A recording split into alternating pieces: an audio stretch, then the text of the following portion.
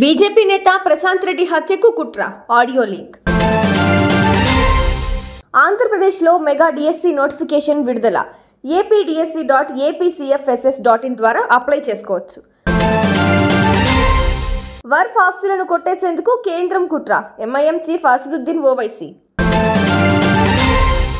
SSMB 29 2 నెలల పాటు భారీ యాక్షన్ సీక్వెన్స్. ప్రియాంక పృథ్వీరాజ్తో పడవలో పోరుకు మహేష్. మహబూబ్ నగర్ దేవరకద్రలో సుపారీ గ్యాంగ్ కలకలం రేపింది. బీజేపీ నేత ప్రశాంత్ రెడ్డిని హత్య చేసేందుకు పలువురు రెక్కీ నిర్వహించారు.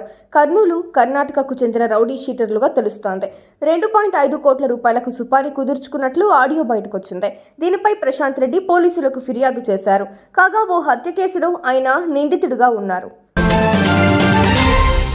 ఆంధ్రప్రదేశ్లో మెగా డిఎస్సి 2025 నోటిఫికేషన్ను పాఠశాల విద్యాశాఖ విడుదల చేసింది. రాష్ట్ర వ్యాప్తంగా 16,347 ఉపాధ్యాయ ఉద్యోగాలను ప్రభుత్వం భర్తీ చేయనుంది. మెగా డిఎస్సికి సంబంధించిన పూర్తి సమాచారం, సంబంధిత జీవోలు, ఉపాధ్యాయ పోస్టుల వివరాలు, పరీక్షా షెడ్యూలు, సిలబస్, సహాయ కేంద్రాల వివరాలు పాఠశాల విద్యాశాఖ వెబ్సైట్లో అందుబాటులో ఉంచారు. వక్ఫ్ సవరణ చట్టాన్ని వెనక్కి తీసుకునేంత వరకు తగ్గేదే లేదని ఎంఐఎం చీఫ్ అసదుద్దీన్ ఓవైసీ స్పష్టం చేశారు. హైదరాబాద్ దారుసలాంలో All India Muslim Personal Law Board ఆధ్వర్యంలో భారీ బహిరంగ సభ నిర్వహించారు. ఈ చట్టంతో వక్ఫ్ బోర్డు ఆస్తులను కొట్టేసేందుకు కేంద్రం కుట్ర చేస్తోందని ఆరోపించారు. కేంద్రం నిర్ణయంతో ముస్లింల సమాధులకు స్థలాలు ఉండబోవని ఆందోళన వ్యక్తం చేశారు. ఏప్రిల్ 30 నుంచి నిరసనలు చేపడతామన్నారు. మహేష్ బాబు, రాజమౌళి కాంబినేషన్లో తెరకెక్కుతున్న SSMB 29 మూవీ గురించి ఓ క్రేజీ న్యూస్ బయటకొచ్చింది.